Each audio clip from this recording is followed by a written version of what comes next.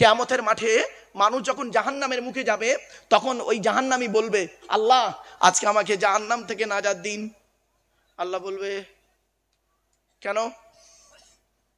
আল্লাহ আমি জাহান্নামী হয়ে গেছি, আপনি ঘোষণা দিয়ে দিয়েছেন জাহান্নামে যাব না। আচ্ছা জাহান্নামায় না গিয়ে তার বিনিময়ে তুই কি দিবি?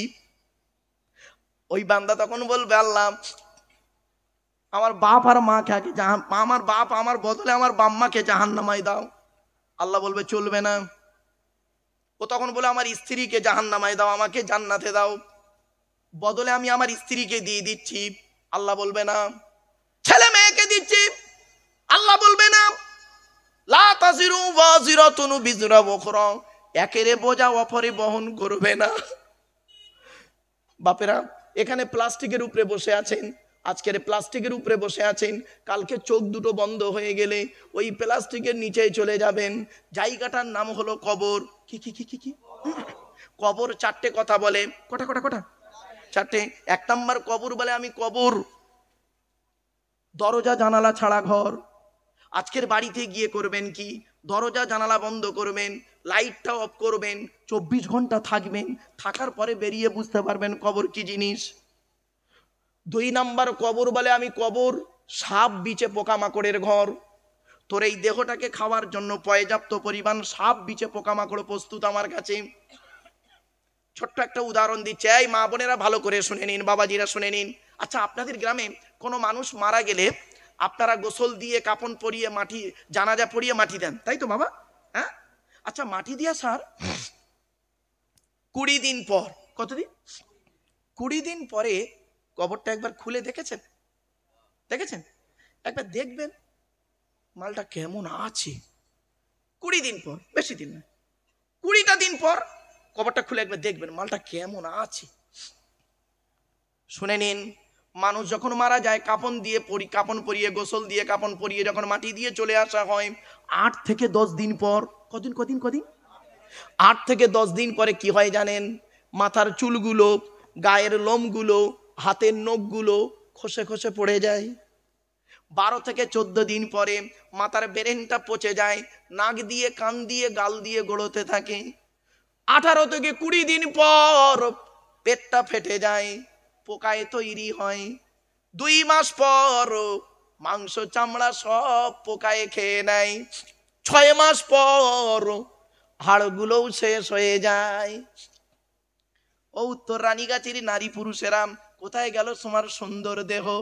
মাটির দেহ মাটি হবে, পুড়ে হবে ছাই। এ দেহ পচা দেহ, গর্ব কিসের ভাই? বাড়িতে গিয়ে ভাববেন। বাপেরা শুনে রেখে দিন, এমন দেহ করে যান এখানে বসে বসে, এমন দেহ তৈরি করুন যে দেহ মাটির নিচে খাবে না, টাটকা থাকবে। কয়েক কটা দেহ মাটির নিচে টাটকা থাকে, পচে না। 1 নাম্বার হলো নবীদের দেহ মোবারক মাটি খেতে পারে না। 2 নাম্বার শহীদানদের দেহ মোবারক মাটি খেতে পারে না। 3 নাম্বার মোকাম্মাল কোরআনী হাফেজের দেহ। কি হাফেজ? ছেঁচড়া মার্কা হাফেজ সাহেব নয়, ওই হাফেজ সাহেব হয়ে মসজিদে ইমামতি করছে, পাশের বাড়ির মেয়েটার পেটে বাচ্চা আনিয়ে দিল, ওই হারাম করুন কথা বলি না, রাগ করবেন না বাপ। মোকাম্মাল কোরআনে হাফেজের দেহ মাটি খেতে পারে না। বাপ এই দেশটার নাম হলো ভারতবর্ষ, আমার দেশ। পাশের দেশটার নাম হলো বাংলাদেশ। জেলাটার নাম হলো কুমিল্লা, নাম শুনেছেন? কুমিল্লা জেলায় একটা 14 বছরের বাচ্চা ছেলে কোরআনে হাফেজ হয়েছিল। কোরআনে হাফেজ কত বছর বয়স বাচ্চাটা? 14 বছরের বাচ্চা ছেলে কোরআনে হাফেজ হয়েছিল। পেটের রোগে বাচ্চাটা কয়েকদিন পরে মারা যায়। গ্রামের লোকেরা, বাপ চাচারা মিলে জানাজা পড়িয়ে মাটি দিয়ে চলে আসে। ওই হাফেজ সাহেবের কবরের পাশে একটা কবর খোলা হচ্ছিল 8 বছর পর। কত বছর? 8 বছর পরে হাফেজ সাহেবের পাশে একটা কবর খুলতে খুলতে হাফেজ সাহেবের কবরটা ভেঙে যায়। যারা কবর খুলছে দেখতে পাচ্ছে হাফেজ সাহেবের কাপনটা পছন্দ ধরেনি।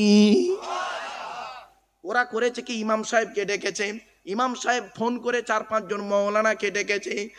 ওদের মধ্যে একজন মৌলানা সাহেব এসে কবরে নেমে করেছে কি, হাফেজ সাহেবের কাপন মুখটা একবার, মুখ মাথার দিকের কাপনটা একটু খুলেছে, খুলে দেখছে 8 বছর আগে যেমন তার মুখে কর্পূর দেওয়া হয়েছিল, 8 বছর পরে সেই কর্পূর আজও টাটকা আছে। কি বুঝলেন? এজন্য মা বোনদের বলে যাচ্ছি, মায়েরা বোনেরা, পৃথিবীতে যদি একটা সন্তান হয় অন্তত তাকে কোরআনে হাফেজ করাইও। একটা সন্তান হলে অন্তত কোরআনে হাফেজ করাইও। হাফেজের গুরুত্ব অনেক বেশি, বাপ অনেকে জানে না, তাই মূর্খ বোঝে না, বলে না। শুনে নিন, আর একটু এগিয়ে যাচ্ছি। 4 নাম্বার হলো হাক্কানি আলেমের দেহ মাটি খেতে পারে না, টাটকা থাকে। 5 নাম্বার হলো মুয়াজ্জিনের দেহ কি কি কি মুয়াজ্জিনের দেহ 12 বছর যদি কেউ নিঃস্বার্থভাবে আজান দেয়, ওই দেহ মাটি খেতে পারে না, টাটকা থাকে।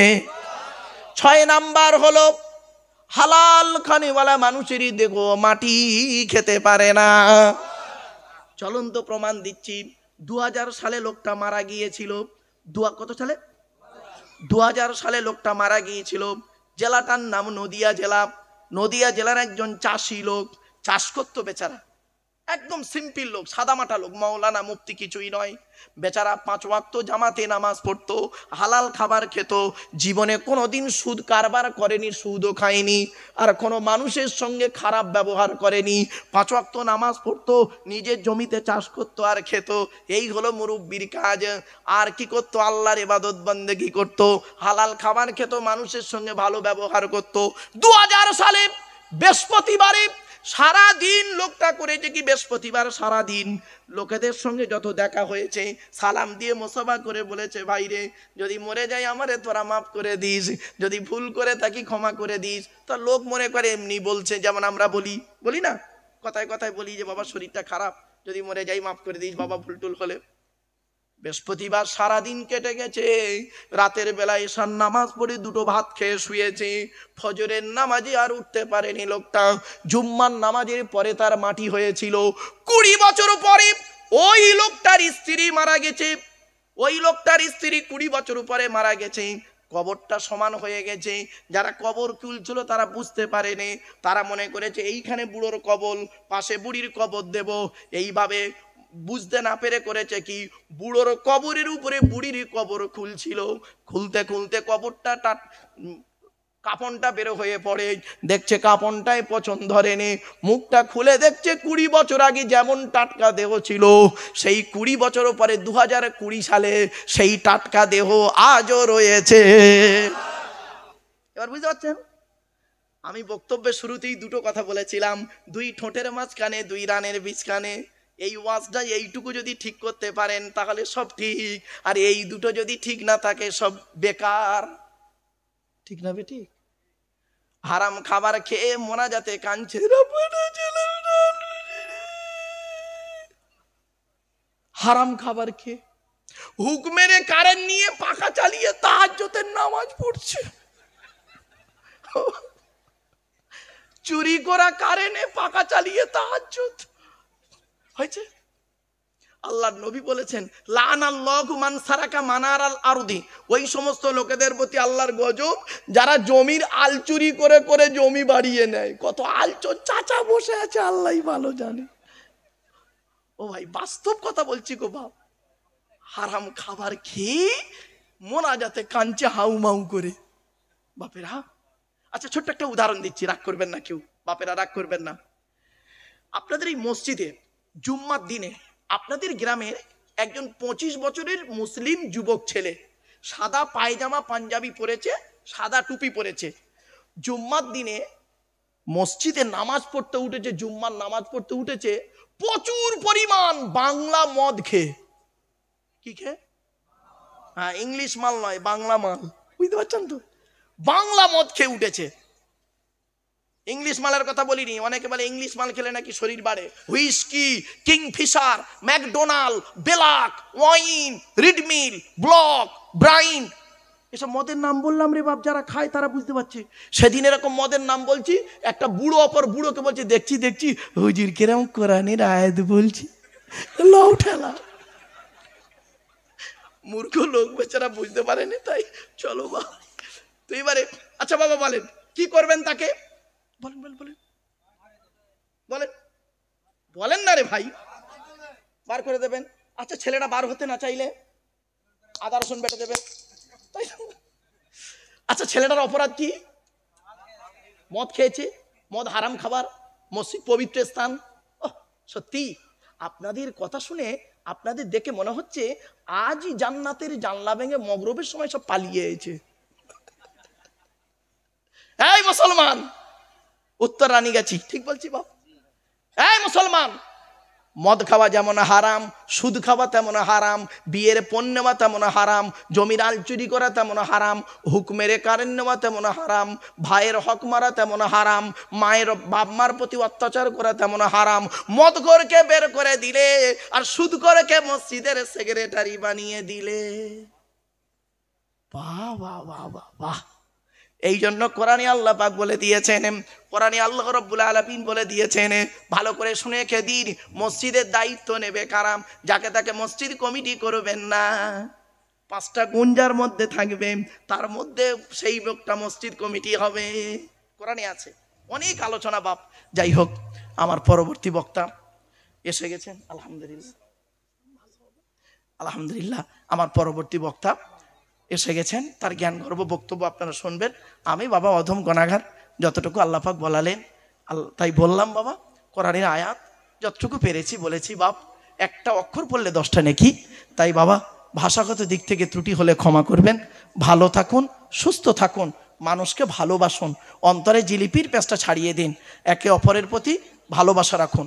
আর একটা কথা বলে যাচ্ছি বাবা, তাফসিরুল কোরআনের মাহফিল দেবেন, ওই রকম তাফসিরুল কোরআনের মাহফিল নয়, একটা সূরার তাফসির দেবেন, একটা সূরার তাফসির, পুরো সূরাটার তাফসির হবে 3 ঘন্টা 3.5 ঘন্টা, যা হলো একটা সূরার তাফসির হলেই যথেষ্ট। প্রতি বছর যদি একটা করে সূরার তাফসির হয়, 30 বছরে 30টা সূরার তাফসির ইনশাআল্লাহ শোনা যাবে। ঠিক না বে ঠিক বাবা? আমি অধম গণাগার, যতটুকু আল্লাহ পাক বলারেন বললাম। ভাষাগত দিক থেকে ত্রুটি হলে ক্ষমা করবেন। পরবর্তী বক্তা মহাশয় এসে গেছেন, ওনাকে বসিয়ে রেখে বলাটা বড় বেয়াদবি, এটা মানে বক্তার উচিত নয়। তাই ব্যক্তিগতভাবে ক্ষমা প্রার্থী। আল্লাহ আমাদের সকলের শোনার বলার আমল করার তৌফিক দান করুন, বলুন আল্লাহুম্মা আমিন। বাপেরা, নামাজ কারোর জন্য মাপ নাই, নামাজ পড়বেন, রোজা রাখবেন, অর্থ থাকলে হজ করবেন, জাকাত আদায় করবেন, স্ত্রীর হক আদায় করবেন, পিতামাতার সেবা যত্ন করবেন, ভাই ভাই মিলেমিশে চলবেন, প্রতিবেশীর উপকার করবেন, লোকের গোঁজা মারতে যাবেন না, গোঁজা মারতে যাবেন না। আত্মসমালোচনা করুন, আত্মসমালোচনা করুন। পৃথিবীর সব থেকে কঠিন কাজ হলো আত্মসমালোচনা করা, নিজেকে নিয়ে সমালোচনা করা। আত্মসমালোচনা করলে নেকি হয়, আর এটা খুব কঠিন কাজ। আর পৃথিবীর সব থেকে সহজ কাজ কি? পর সমালোচনা করা, অন্যের সমালোচনা করা। এটা খুব সহজ কাজ, এটা করলে গোনা হয়। দুধওয়ালা লোকের বাড়ি বাড়ি যায়, দুধ কিনে কেউ খেতে চায় না। মদওয়ালা দোকান দিয়ে হাড়োয়ায় বসে আছে, এ মোটর সাইকেলের তেল পুড়িয়ে মদ কিনে খেয়ে মারামারি করে হাড়োয়া থানার মধ্যে চুম মেরে বসে আছে। এই জিজ্ঞেস করুন যাদের বাম্মা চলে গেছে, শ্বশুর আব্বা হয় 20 বছর পরে মেয়ে দেওয়ার কারণে আব্বা হয়, ঠিক না বেটি? এই কোরআনে আছে, এই কোরআনে আছে আল্লাহর নবীদের পরীয় স্থান হলো বাপ আর মায়ের। খবরদার বন্ধুরে, যাদের বাড়িতে বাম্মা বেঁচে আছে, জীবনে কোনোদিন বুড়ো বুড়ি বাম্মাকে কাঁদায়ও না। বাড়ি থেকে যখন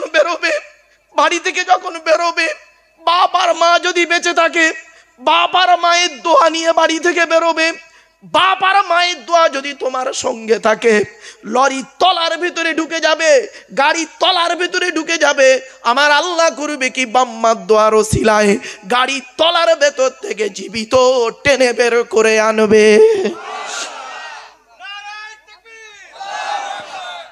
বাপেরা, এই হলো বাম্মা।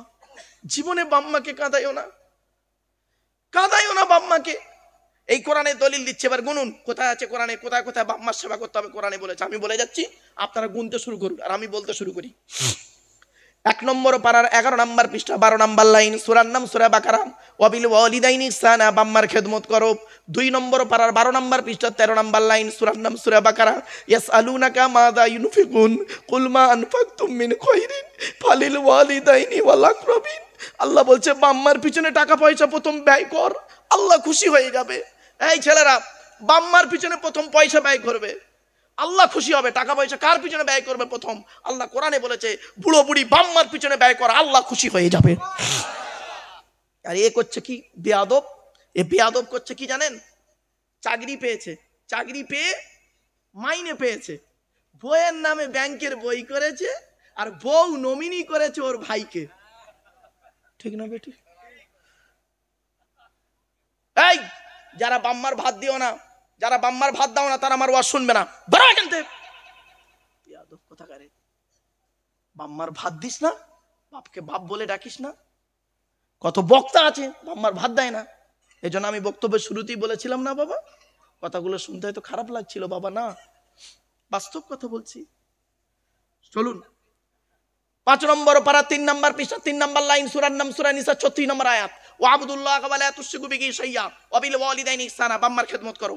8 নম্বর পারা 7 নম্বর পৃষ্ঠা 11 নম্বর লাইন, সূরার নাম সূরা আনামের 151 নম্বর আয়াত, লা তুশরিকু বিহি শাইয়্যা ওয়া বিল ওয়ালিদাইনি ইহসানা, বাম্মার খেদমত করো। 15 নম্বর পারা 3 নম্বর পৃষ্ঠা 7 নম্বর লাইন, সূরার নাম সূরা বানী ইসরাঈল, ওয়া ক্বাদা রাব্বুকা আল্লা তা'বুদু ইল্লা ইয়্যা ওয়া বিল ওয়ালিদাইনি ইহসানা, বাম্মার খেদমত করো। 20 নম্বর পারা 16 নম্বর পৃষ্ঠা 4 নম্বর লাইন, সূরার নাম সূরা আনকাবুত, ওয়া ওয়াসাইনাল ইনসানা বিওয়ালিদাইহি হুসনা, বাম্মার খেদমত করো। 21 নম্বর পারার 11 নম্বর পৃষ্ঠা 6 নম্বর লাইন, সূরার নাম সূরা লোকমান, ওয়া ওয়াসাইনাল ইনসানা বিওয়ালিদাইহি হামালাতহু উম্মুহু ওয়াহনান আলা ওয়াহনিন, বাম্মার সেবা যত্ন করো। 26 নম্বর পারা 2 নম্বর পৃষ্ঠার 1 নম্বর 11 নম্বর লাইন, সূরার নাম সূরা আকাব, ওয়া ওয়াসাইনাল ইনসানা বিওয়ালিদাইহি ইহসানা হামালাতহু উম্মুহু কুরহা ওয়া ওয়াদাতহু কুরহা, তোরা তোদের বাপ আর মায়ের সেবা যত্ন কর। তোদের বাপ আর মা কি করেছে? তোদের মা তোদের বড় কষ্ট করে গর্ভে ধারণ করেছে, দুনিয়ার মুখটা বড় কষ্ট করে দেখিয়েছে। সন্তান, তুমি যত বড় আলেম, হাফেজ, মাস্টার, ডাক্তার, ইঞ্জিনিয়ার, প্রফেসর হও না কেন, ইন্নাল জান্নাতা তাহতা আকদামিল উম্মাহাত, আল্লাহর নবী বলেন তোর জান্নাত হলো তোর বাপ আর মায়ের পায়ের তলায়। জোরে বল। এবার বুঝতে পেরেছো? বাপকে কোনোদিন আব্বাজান বলে না, মাকে কোনোদিন আম্মাজান বলে না। মলি সাহেবকে মূর্খ, তারে বলে আব্বা হুজুর, আব্বাজান। কবরে ঢোকো, আদা রসুন বেটে দেবে তোদের, কবরে ঢোক। নিজের বাপের হাতে মোসাফা করেছো, করুনি কোনোদিন 50 টাকা দিয়ে নিয়ে, আর আব্দুল্লাহিল মারুফের হাতে মোসাফা করছো 500 টাকা দিয়ে। মনে রেখো, আমার হাতে 500 টাকা দিয়ে মোসাফা করে যা নেকি পাবে কি তা জানি না, আল্লাহ ভালো জানে।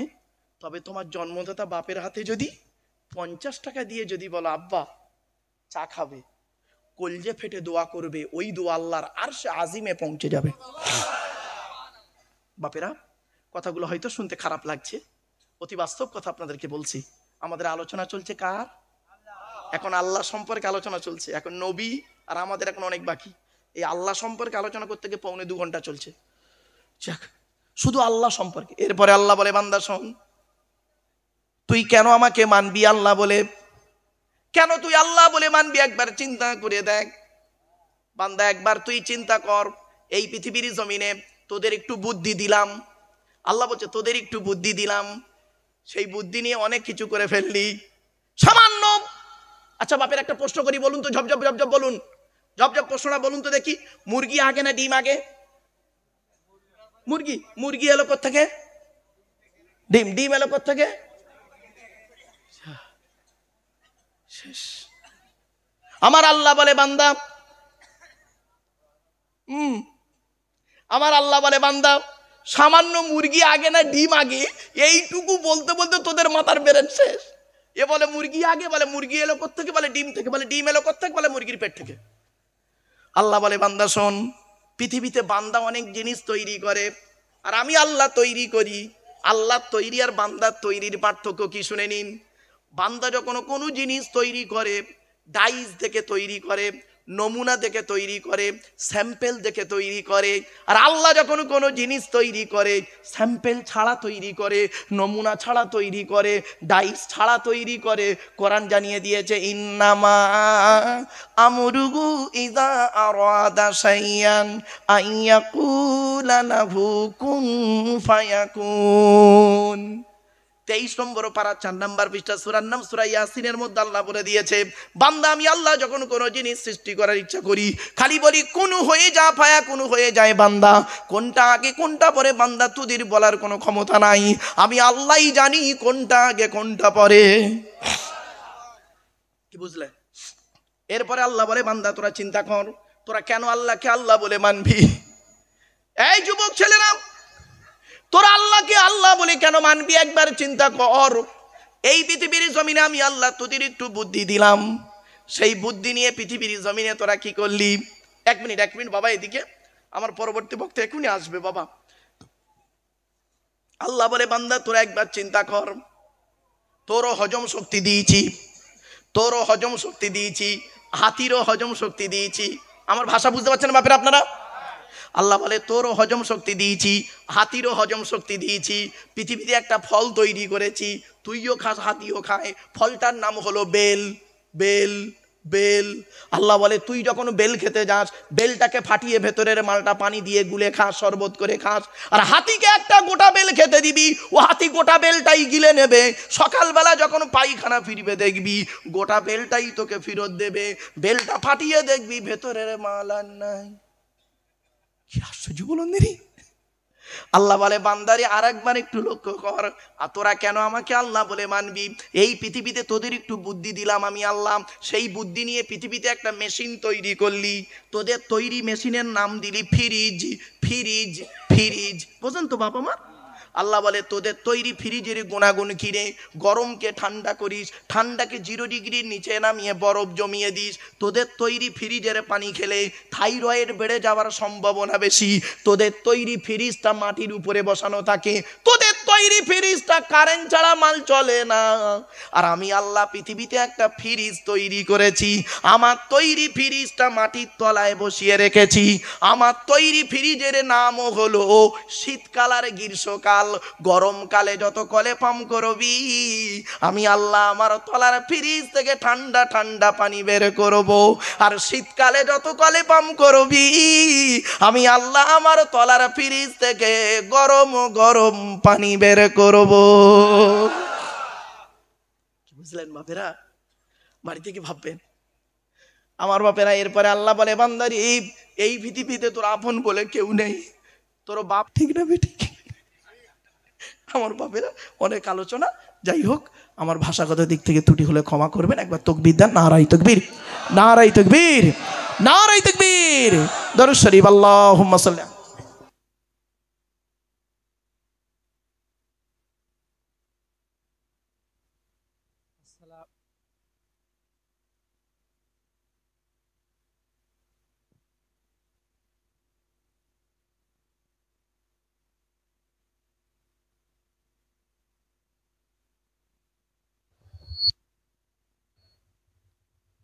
আপনাদের সম্মুখে শেষ বক্তা অর্থাৎ সুদূর বাংলাদেশ থেকে আগত হযরত মাওলানা মুফতি জামিল হোসেন সাহেব, উনি এখন বিশ্রামে আছেন।